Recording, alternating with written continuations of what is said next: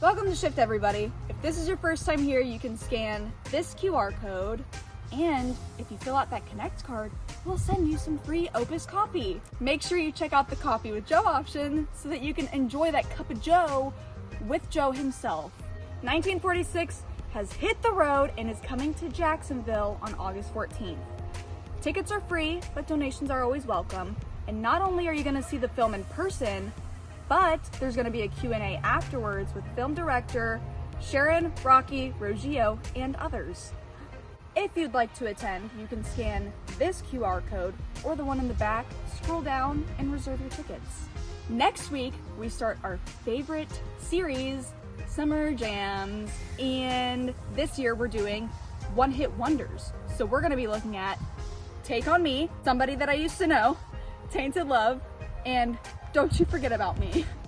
Then, on August 25th, we're gonna have our Cosplay Sunday, which basically means you're just gonna be dressing up as a certain music genre or artist that you like for all you older folks who don't understand what cosplay means. Anyways, it's always fun to see the outfits. So dress up, come have some fun, it'll be great. Now it's time for the final week of American Jesus.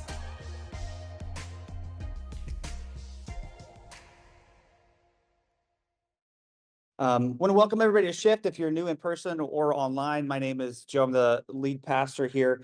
We're in the final week of a series that we've called American Jesus. And week one, we saw where Jesus uses the metaphor of vine and branches to talk about the divine presence that is always surrounding us, within us, that we can all access if we're willing to observe and check the ego, confront the ego. Week two, that led to presence. The presence leads to hope, and hope isn't this naive feeling that things are going to just get better. Hope drives us to actually participate with that spirit to make things better. And we saw that in the person of Jesus, that he has overcome the world or the systems of the world, how we order our world. And last week we saw that hope leads to healing, and healing is incredibly hard work that we either transmit or we transform our pain. And transmitting our pain just creates more pain and wounds, not for ourselves, not just for ourselves, but also for others. Transforming our pain, though, creates sacred wounds that, like the wounds of Jesus, heal others. Presence leads to hope, hope leads to healing, and healing leads to love. So if you're comfortable, I would invite you to close your eyes and take a few deep breaths.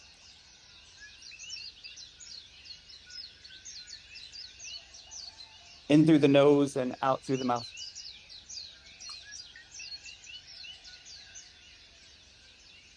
Fill those lungs from the bottom to the top. Inhale and exhale. Just listening to the sounds of nature. And as you do, allow your body to relax and your mind to go where it needs to. And allow me to ask you to gently lay aside whatever was before this, and then to leave whatever's coming next where it is. What do you need from this gathering? What do you need from me today? Set your intentions for this morning. Take note of the things that stand out or resonate with you today. And as things come to the surface today, meet them with love and curiosity, not with judgment. I'm going to ask you to begin to come back to the space, continuing to breathe deeply in and out, and take a few deeper diaphragm breaths. And when you're ready, you can open your eyes.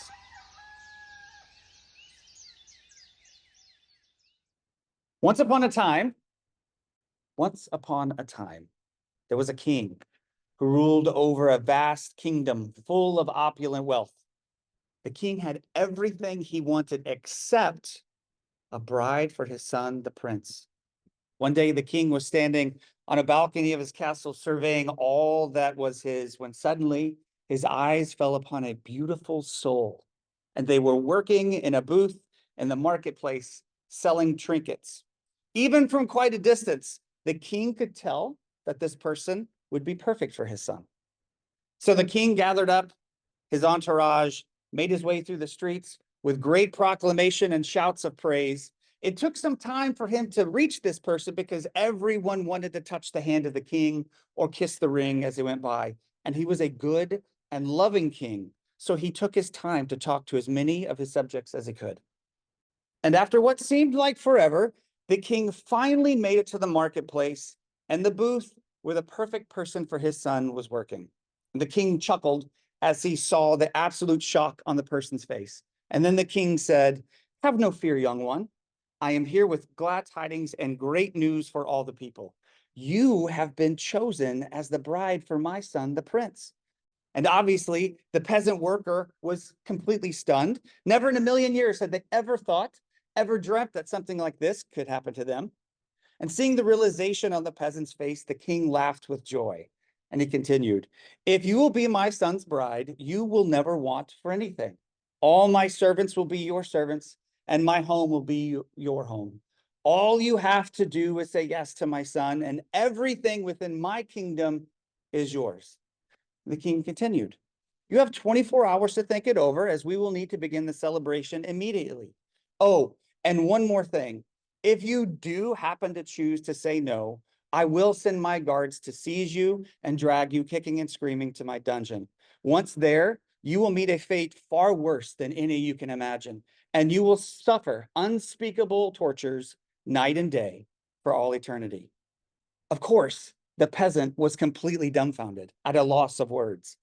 The king, seeing the peasant's face, said, "Don't be afraid, dear one. May your heart take comfort in knowing that this choice is entirely yours to make. And please don't forget, I love you. I will always love you, no matter what you choose." That's ridiculous, right?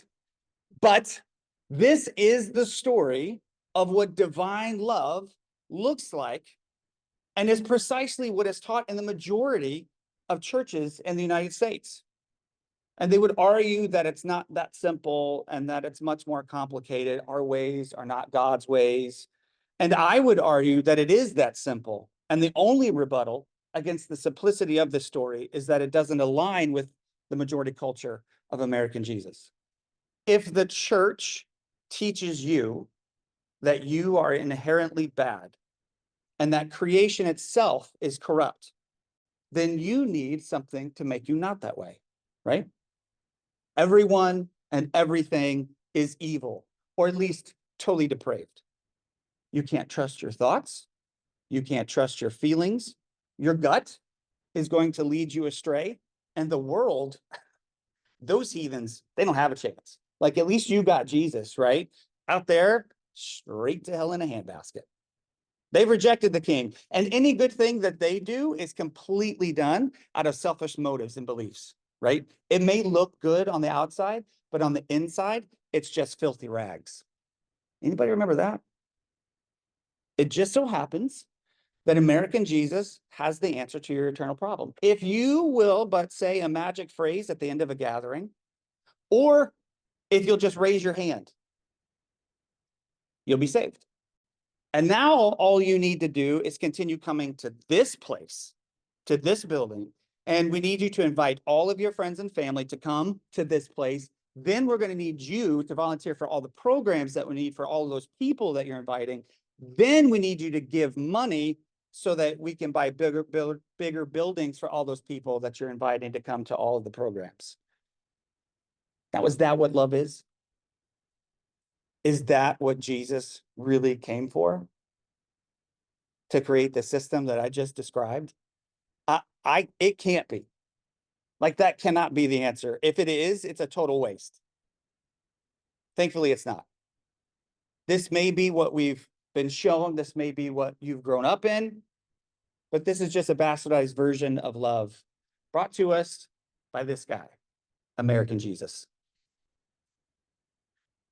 Now, let me just say before we move on that this, which is a actual picture that circulated recently after a certain event, I find this far more offensive than anything the Olympics did. Let me just say that now. But I would like to describe what this guy's version of love is. All right. Love is limited. According to him, love is limited. Love is limited because only those who have access are able to even have a chance to experience love. Think about all of the people throughout human history that have never had an opportunity to even hear the name Christ. Are they in hell? Or what about those today that will never hear the name of Christ? Are they going to hell? If someone holds to this kind of theology that we just talked about, the only honest answer is yes. Because according to this belief system, God can only extend love to those with privilege, with access. If you are privileged enough to live in a place with access to the Bible, you can experience God's love. If you are privileged enough to live in a time period with access to the Bible, you can experience God's love. If you can read, if you can drive, if you can watch a video, if you can hear a message, if you can access something beyond your control, then you can experience God's love. If you can't, well, sorry, Charlie. American Jesus' love is limited to those that have, but not those that have not. His love is transactional. His love is transactional. Like the story that we kicked off with, American Jesus' love is transactional. If you do this, then American Jesus will do that. If you do that, then American Jesus will do this.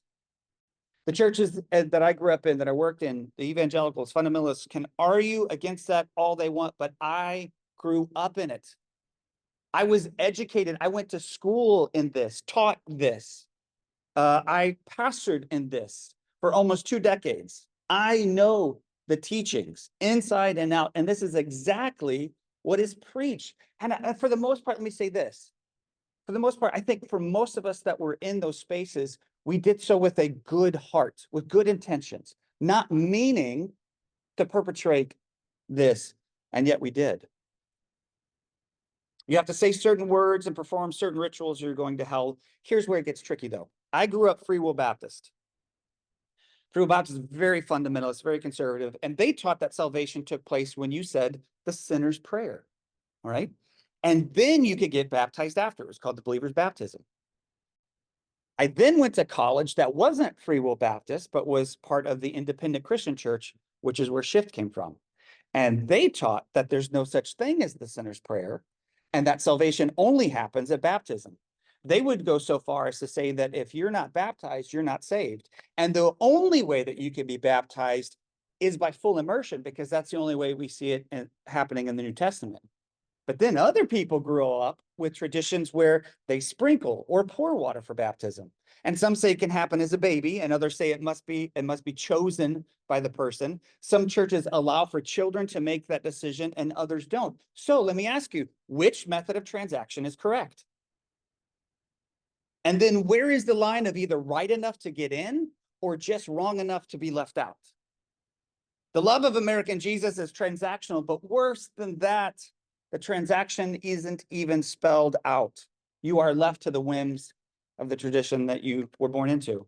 And the final thing that I will say about the love given to us by American Jesus is that it's abusive. How can it be love if it's tied to a threat? If I proposed to my wife, Tori, by saying, if you don't marry me, I'm going to punch you. I'm going to hurt you. And she agrees, she does so not out of love for me, but because she's scared of me.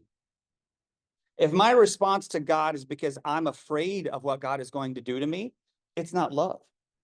It's abuse. Telling a child that they will burn in eternity if they don't accept Jesus into the heart isn't kind. It's cruel, and it's indoctrination.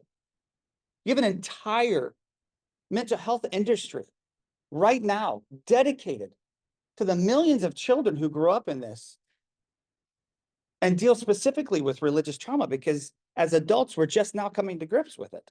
And you can quote whatever verses you want, but the seen, demonstrable reality is that it's an abusive relationship. And if all of that is my theological framework, If that's the God that I believe in and follow, then I will become that because you become what you worship. If God uses divine violence to communicate love, then so will God's followers, which is the reason behind the physical, rhetorical, and political violence of the MAGA religious right.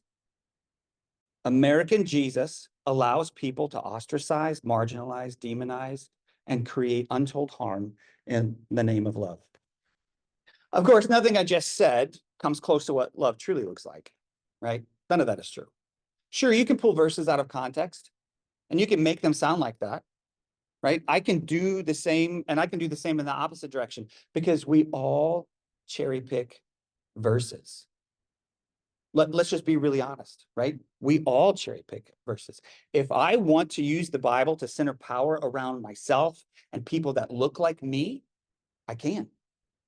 If I want to use the Bible to subjugate and enslave people that don't look like me, I can. If I want to use the Bible to create an entire theology that upholds genocide because my God said, this is my land and it doesn't matter what your God said, I can. We all cherry pick verses. It's just that some people really suck at it. So if we're going to cherry pick verses, right? If we're going to do that, then let us do so in a manner that brings as much good and flourishing to everyone as possible. Let us cherry pick in a manner that decentralizes power and lifts up those that the system crushes. In the gospel, and for those that don't know, gospel just merely means good news. In the gospel account of Mark, chapter 1, we see this little nondescript healing that happens. Jesus heals a man with a skin disease. And depending on the translation, it's often called leprosy, or they just call the person a leper, which is really cruel. And we don't know the man's name. We don't know anything about him other than he's got leprosy. But here's what we do know. Leprosy was a terrible disease, especially in the first century when they didn't have access to actual medical care. It would start with a patch of skin that begins to turn red or begins losing its pigmentation. That patch of skin would start to lose sensation, and you might notice a numbness or tingling in your hands or feet, your arms, your leg, and you might see that you've got a wound that should hurt, but you're not feeling anything. You're going to begin to experience muscle weakness, but long before anything starts rotting comes the real agony of leprosy, the loss of community. If you got this, it was a wicked disease where you were completely cut off from everyone that you loved. You lost your job, you lost your home, your friends, your synagogue, your family, everything. Leper colonies were formed outside of the city walls so that these people could have some sense of belonging. Whatever you received was based on what your family could donate to you. The disease was considered a death sentence and was seen as a physical manifestation of sin. This is what it says. This is where the story begins in Mark chapter 1, starting with verse 40. And it says this: a leper came to him, begging him being Jesus, and kneeling, he said to him, if you are willing, you can make me clean. There have been a few times in my life where the people that I loved and cared for decided to no longer be a part of my life. The first time that took place was when I was at Bible college, that I won't go into now. But the other time is when we as a body came out as open and affirming. People, I've talked about this before, but people that Tori and I knew for decades cut off those relationships. As a church body, we lost our association of churches, and it was painful, right? It was painful. That doesn't come close to the pain of people I know and love that they've had to experience, having to go no contact with parents, with family, having their lives discussed and debated on national stages, being told that they don't have any autonomy, being called an abomination before God. And I cannot imagine the deep ache that those wounds create. All of that little bit that I just described, is the man in Mark chapter 1, cut off, othered, called an abomination, unclean, no friends, no family, no community. This man is every person that has ever experienced that kind of treatment at the hands of those who say they love God. This man is everyone abandoned by God's people and left for dead. He is a living example of how American Jesus loves those on the margin. Now notice how Jesus of Nazareth responds. Verse 41. Moved with pity, Jesus stretched out his hand and touched him and said to him, I am willing, be made clean. Immediately the skin disease left him and he was made clean. Now that word pity in the Greek is my favorite Greek word. Splagnizomai. I love that word. It's splagnizomai. It means compassion. It is a visceral gut reaction. It means to be moved by the bowels because during this time period, the bowels were thought of as the seat of love and compassion. It is a gut reaction to the suffering of humanity. It causes us to get up out of our seats and do something about the injustices that we see in our world systems. And Jesus was moved with compassion for this man and did what? He touched him. He touched this man's diseased skin. He could have just said, be healed, right? The Gospels claim that Jesus did that multiple times, healed from a distance. But this one, he specifically stretched out his hand and touched this man. And in doing so, became unclean himself. Jesus joined this man in his othering. Jesus touching this man would have been an unthinkable action. And I need you to hear me when I say this. Anytime we draw lines of who is in and who is out, Jesus intentionally crosses those lines to be with those we've declared out. Every single time we draw lines, Jesus hurdles those lines and then reaches back across to invite us to join him. Jesus is always with the crucified ones. The man is healed, right? And then Jesus says something that is so confusing at first. Verse 43. This is what Jesus says to the man. He heals him. And then he says, after sternly warning him, he sent him away at once, saying to him, see that you say nothing to anyone, but go show yourself to the priest and offer for your cleansing what Moses commanded as a testimony to them. When it says stern, it means that. Imagine someone getting up in your face and being like, shut your mouth. Don't say a word to anybody. I'm not playing, dude. Shut it.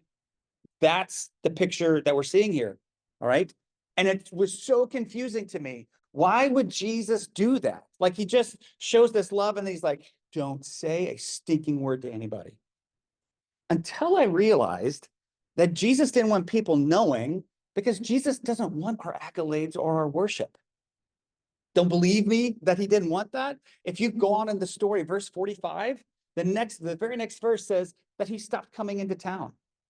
He stayed out in the country because it says that people just kept flocking to him. He just stopped coming into town. American Jesus wants the worship, wants the accolades. American Jesus wants to come out onto stages with his name in big, bright, flashing lights to all of the standing ovation and fanfare. American Jesus wants those empty offerings that make us feel all the warm fuzzies. He wants all the big song services and the goosebumps. But Jesus doesn't want our worship. And I know this is going to sound super cheesy and evangelical. I don't mean it this way.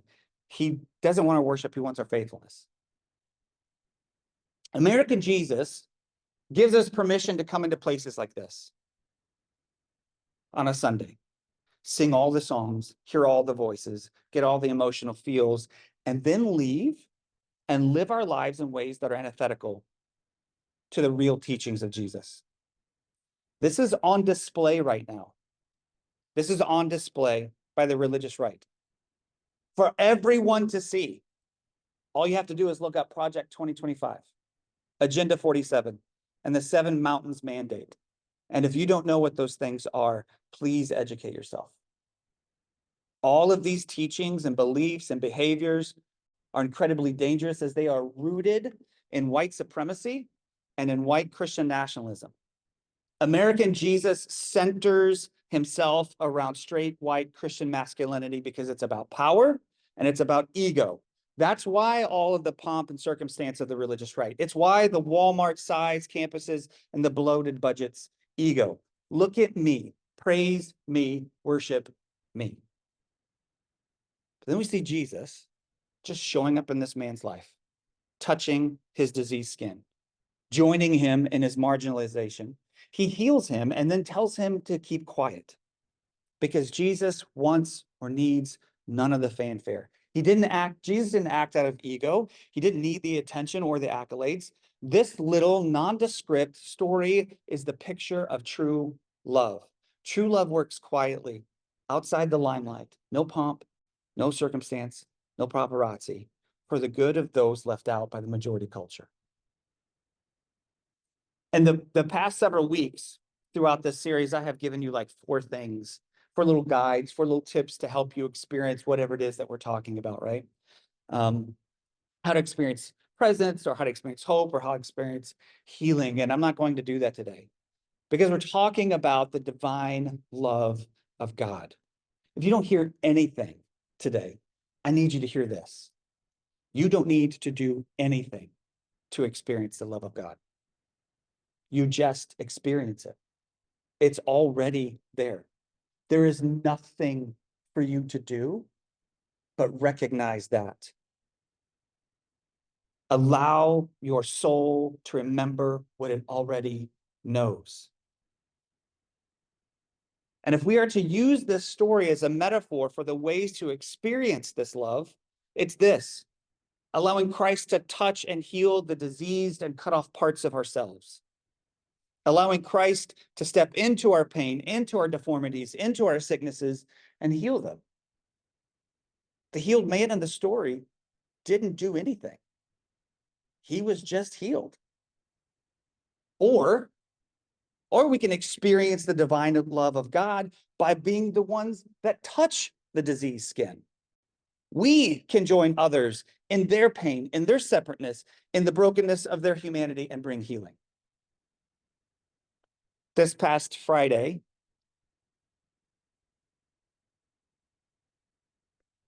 was our Pride student meetup. It happens every 4th Friday of the month. This group was particularly fun. They were really rowdy and super lively. And sorry, I wrote this and I went over this morning, and this did not happen. There was one young gay teenager, and he stood out to me because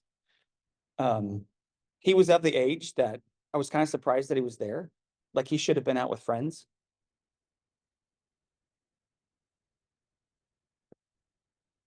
But he wasn't. He came to our hangout. And if you've ever been in youth group, think youth group without a lesson, right? Without somebody getting up and just blabbering away. So like the first 30 minutes, if you know Camilo from Theater Connect, if you don't, you should. He comes and he leads like these icebreaker games for all of the kids. And then Sonic always donates food. And so then, we have food and hang out, and then the music comes on, and then it's just game time. It's just hanging out time. And we were sitting there talking, and this dude, he loves grunge music. And I'm like, you're a teenager and you love grunge music? Let's talk, right? Okay, so we're talking about all this music. He's a metalhead. So there's a group of us, we're all talking about all this stuff. He starts talking about D&D, and I'm like, oh, we're talking. And this game that he's like creating, it's homebrewing is what he kept calling it. I guess that's what it's called. I don't know. But everybody was there being themselves for 2 hours without a worry in the world. And as it was, time was kind of coming to an end and we were cleaning up, he came up to me to say he was leaving. But before he did, he stopped and he looked at me and said, "That was fun. Thank you for doing this." And it's not me. There's a group of us, but he just said it to me. And I said, "You're welcome." And then he stopped and like looked at me and said, "No, for real. Thank you." And then he left. Now, I remember what it's like being that age, how hard it is to fit in. And I was the majority culture at my school. And it was still hard to fit in. I cannot imagine how hard it is being that young gay teenager in Florida. How hard it is to fit into our hyper-masculine culture and having to fake that every day. It's things like that program, nondescript, out of the limelight, that brings presence to people, that bring hope, that bring healing, and ultimately bring love. And when we experience that from the Christ, we are then healed to heal. And it's a never-ending cycle of presence, hope, healing, and love. It is a lie to say that we are saved. We're never just saved. Like the Apostle Paul said, we are being saved, being healed. And once we experience healing, we turn our scars into a healing for somebody else. We do that in the everyday. We do that in conference rooms on the fourth Friday of the month. We do that in our workspaces during a break in the break room. At home, being beaten by your teenage son in college football 25, the game cheated. We do that over drinks at First Magnitude. We do it in spaces like this. Not in the big and flashy American Jesus, but in the small, unseen, unspoken ways of Jesus. Presence leads to hope. Hope leads to healing. Healing leads to love. That's Jesus. And all you have to do is experience it. If you're new, we end each gathering with a time of observation and reflection. And we do that to allow you time to listen to your body and to listen to the Spirit. So the band will come back up and play so it's not an awkward silence. The lights will be turned down to help create some intimacy. And I will ask you a few questions to guide that process, and then I will pray. And then we'll have time for anybody that's willing to take communion, which are the small cups in your seats. Each week we reflect on what we've heard and learned. And so today, let it remind us of love, of the infinite, all-encompassing, all-healing love of Christ. And so just like we began our gathering, I invite you to close your eyes and take a few deep breaths and allow yourself to feel what you need to feel.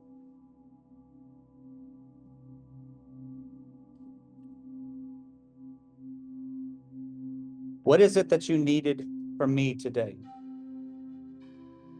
From this gathering? What was your intention? Did it come to you this morning? And if so, what's it saying? If it didn't, why didn't it come to you this morning? And then what is that saying?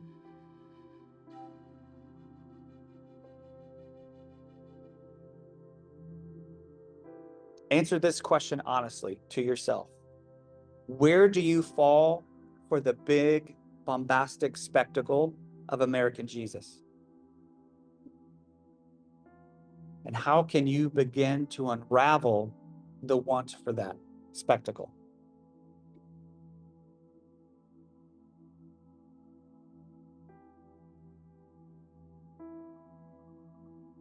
Have you already experienced healing in your life? And if so, can you name it?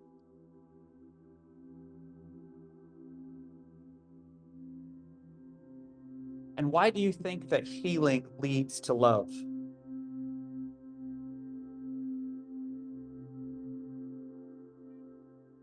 My final question for you is this: how can you partner with divine love to bring healing to others around you? Let's pray. Healer of diseased skin, thank you for this story and how it shows us a pattern in Jesus's life, a pattern we can live out in our lives, one of quiet healing and love. I pray that we don't succumb to the temptation of American Jesus, to the chord change, goosebumps version of you. Instead, help us to see the people in front of us and all the opportunities to love, not for cameras or selfies or TikToks, but for love. I pray that you remove any roadblocks or walls that keep us from experiencing your love and allow our souls to remember the truth it already knows.